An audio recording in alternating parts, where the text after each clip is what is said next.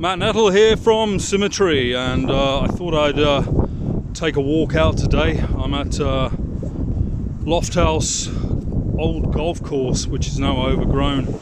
Loft House is near Leeds, in between Leeds and Wakefield, where I live.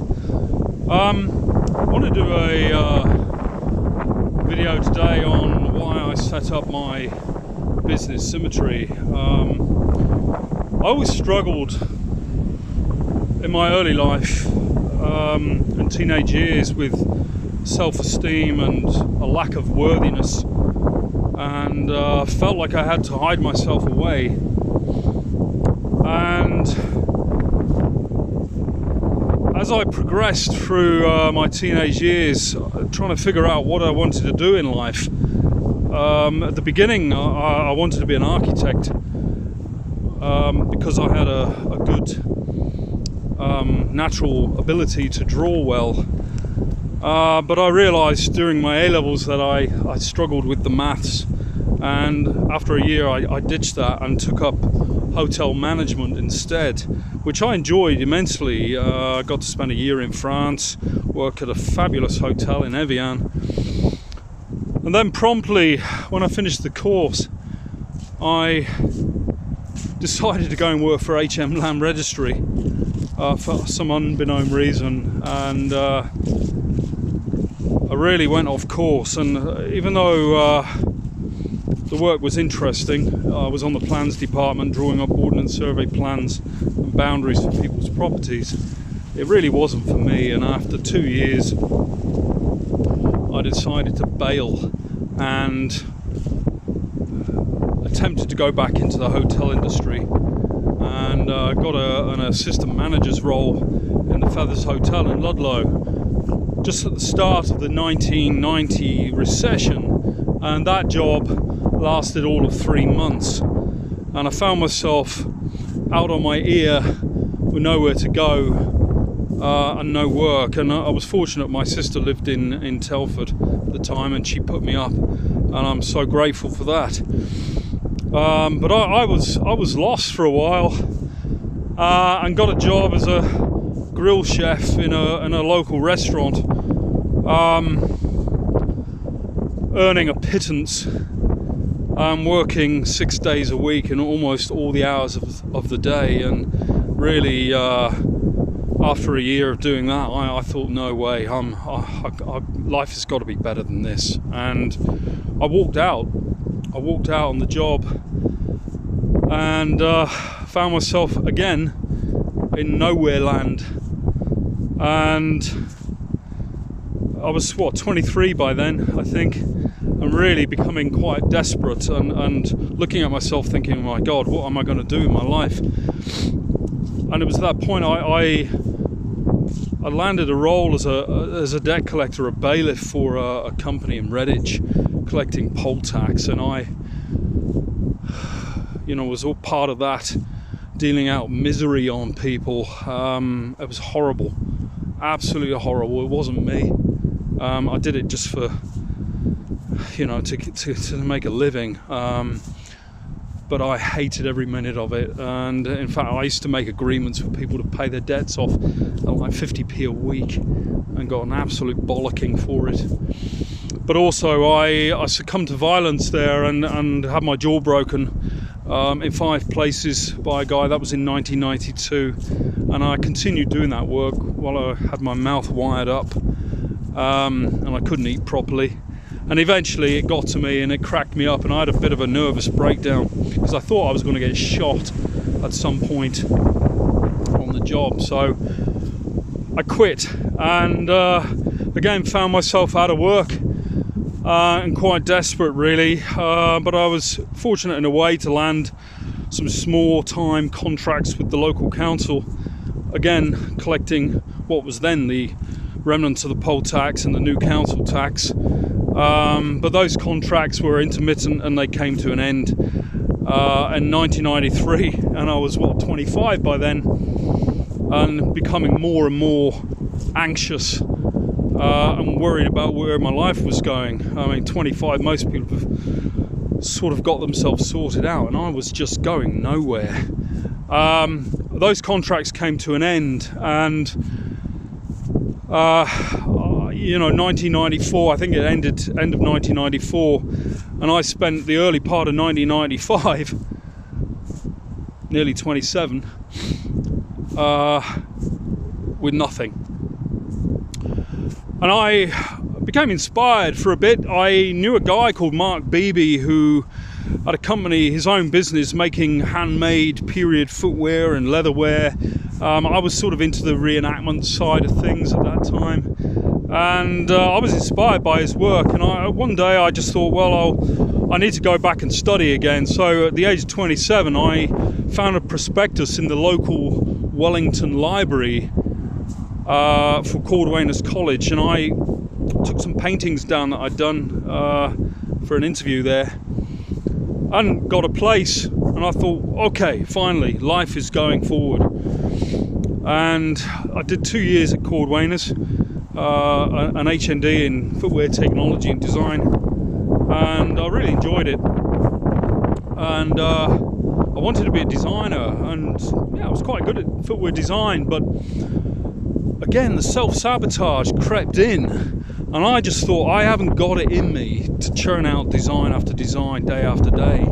And I took a job in a local factory in London called Elby, manufacturing shoes for Marks and Spencer's, and 2 year stint there, I was able to push myself in that role.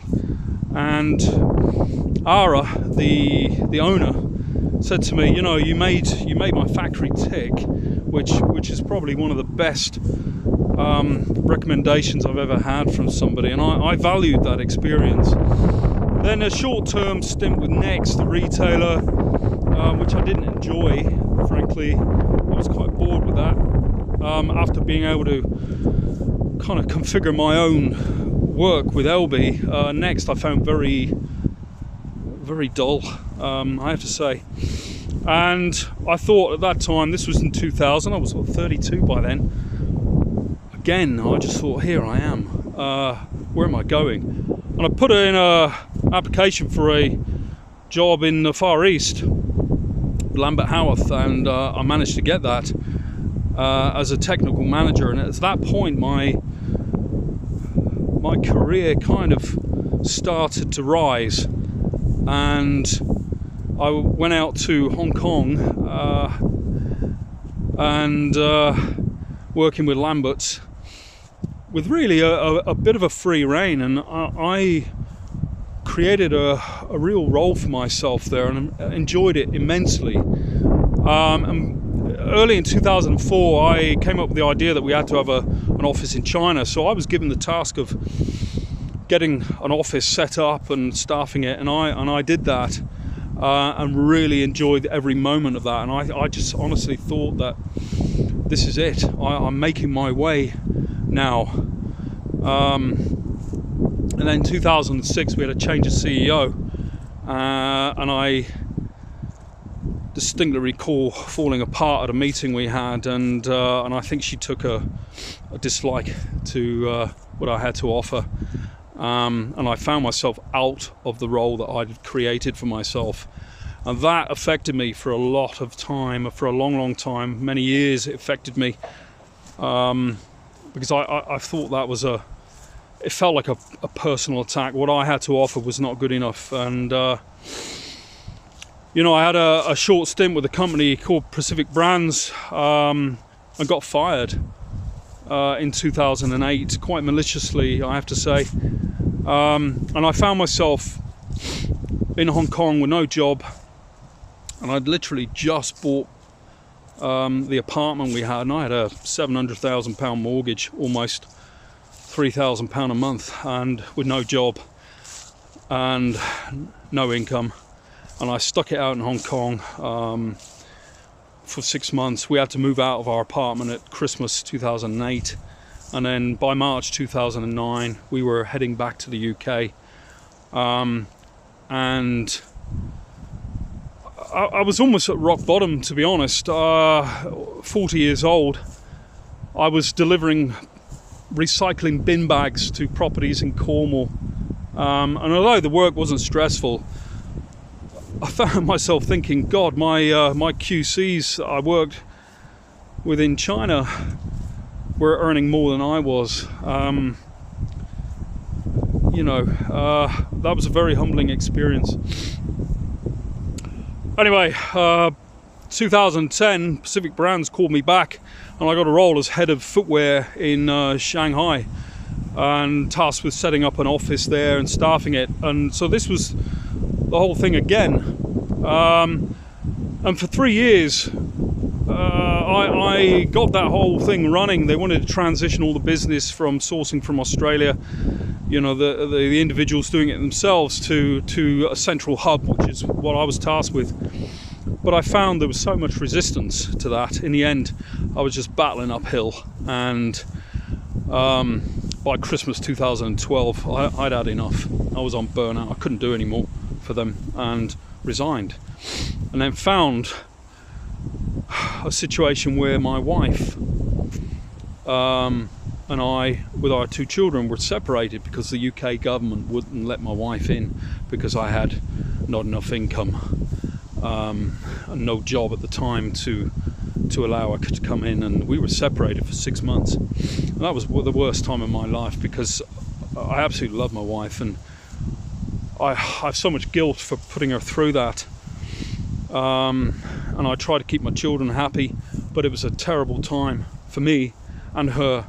But finally, the Home Office let her in after 6 months, and I landed a job which lasted all of 3 months before I was fired again. And you could see the pattern forming. I wasn't happy with what I was doing anymore, and it just wasn't working for me. It wasn't working for the company I was with. And in 2014, I found a situation where literally I almost lost everything. Property I had in Hong Kong, I couldn't pay the mortgage anymore. Tenant had moved out. Bank were looking to foreclose. But I lay down on my settee one day and went, bollocks, this is it. This is, I'm 45. This is life. This is where I'm at. So if it's meant to be, it's meant to be. And at that moment, oddly, everything changed. I sold my property and landed a job as a director for corporate responsibility and sourcing with William Lamb. And then I bought the house I'm living in now, in Loft House. And it all seemed to change. Just like that. And I thought, well, there is a God. And then I had that role with William Lamb for 5.5 years, really. But if I look back, I'd fallen out of love with that industry, and I found a lot of it very hollow. And I wanted to make change for good, in corporate responsibility and sourcing. I really wanted to make change for good, and I found the industry, I'm talking about the total industry, wasn't really doing what it said it should be doing, and I found it wasn't for me anymore. And all credit to Jane Wilson. I take my hat off to her. She came in as new CEO in 2018, and she was a breath of fresh air. And she could see what it was doing to me, really. And I got offered redundancy in early 2020, and I took it with open hands. And really, with hindsight, that was such a blessing in disguise. I thought at the time, here I am, I've still got my mortgage. I've got a family to feed. I've got 2 wonderful girls, teenagers now, Freya and Kira, and my wife, and I just thought, wow, what am I doing? This could be the end of me. But it was the time when COVID hit, and really it was such a blessing. I paid off my mortgage, started to renovate the house, and really think about what I wanted to do. That was really me in life, rather than going through the motions. The as much as I had a great time in some aspects of the footwear industry, just really wasn't me. And you know, I always suffered from low self-esteem, self-sabotage and performance anxiety. I never thought I knew enough compared with others. I always compared myself with other people negatively, and you know, the harder I worked, the worse things got. It was like I had to work hard to compensate for my perceived lack of knowledge. And the more I worked, the worse things became, and really I just burnt myself out. Completely burnt myself out. I had nothing left. By 2020, I had nothing left. And you know, what with the restrictions that came in, I just sat and internalized everything, and you know, started to think about what I wanted for myself. That was truly me. And I'd always had an inkling for helping other people, whatever they may be, factory workers, factory bosses, you know, everybody I met. I always wanted to get an understanding of where they were coming from. And I discovered rapid transformational therapy and advanced conversational hypnosis, and I studied those. And by mid-2021, I was ready to launch myself, and that's why I created Symetry. Symetry being with only one M, not two. You know, your insides reflect on the outside, and vice versa. And really, you know, we have the power within ourselves to determine our own lives and the direction we take. And certainly what I've learned is that if we're looking for external amplification, external approval, which I was always doing, we're expecting something external to us, outside of ourselves, to really launch ourselves into the world. And you know, I realized that in the end. So now the work that I do is to help young professionals overcome thoughts of self-sabotage and performance anxiety, because I struggled with that immensely through my career. So to help them overcome those thoughts and feelings through the techniques that I use, so that they can have rapid career progression, so they don't have to go through what I was going through, because that was painful, I have to say. Would I do it again? Not in that way, no. So I've learned some lessons here, but here I am now, doing the work that I do, and I really enjoy it. And you know, there's nothing better than seeing somebody who's struggling with themselves, technically struggling with their own thoughts and not really knowing why, and I can sort that out very, very quickly. And I've seen people walk away completely new, transformed, and that to me says it all. I enjoy the work that I do now immensely. It's so rewarding, and I hope to help as many people as I can with what I do. And it's a total contrast to what I was doing before, which was just a battle with myself and battle with everything else around me, really. Once I realized that in the end I could let go of it, and I've learned to do that, let go of the past. I have some great memories. I have some dark memories too, but I have some really great memories. And I have to say a hi to all the Chinese colleagues and suppliers and people I knew and worked with in the past. And I don't know if I'll ever see you again.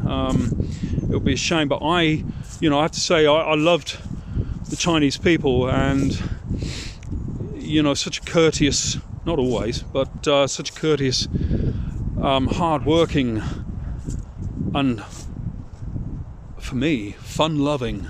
They were fun-loving. I had some absolutely fantastic times in China. Some of the greatest fun times of my life, and I you know, I love all the Chinese people I work with. What a great bunch of people, I have to say. And I'll never forget that experience that I had for more than that decade. So thank you for that. Anyway, that's what I wanted to say really today, that Symetry is all about helping people, helping young professionals overcome their anxieties and performance anxieties and self-sabotaging behaviors to rapidly launch their careers. And you know, they don't have to go through what I went through, and I'm sure there are many people out there that have some similarities of what I went through. So drop me a connection if you want. www.symetry1m.co.uk. There's a connect button on there, and we can have a strategy call. It'll take you right through to my calendar. Book yourselves in for a quick 30-minute breakdown of what's going on in your life, and I can show you how I can help you. And once I do help you, it will be very rapid and completely transformative. You will not know yourself. People often say to me, what do you do? And in a line, I can say I help talk people out of themselves. That's what I do. Help you talk people out of themselves, and you won't know what hit you.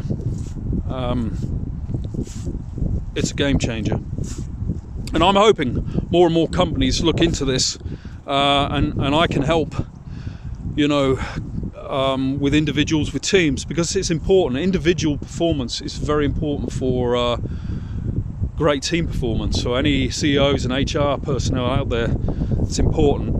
If you crack an individual's behavioral patterns, which is mostly subconscious, people don't realize it, then you can have and create brilliant team performance, because everybody's firing on all 4 cylinders, 6 cylinders even, and there's nothing hanging on to them. There's no hang-ups. They haven't got any deep fears, they haven't got any anxieties, and all of this can be worked out through the work that I do.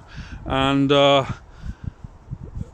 any CEOs should take me up on that offer, because I tell you, it's transformative. And anyway, I hope you take something away from this video, and hope you connect, because you know, I really want to help as many people as I can. It's rewarding for me, and it's rewarding for you too. So thanks very much.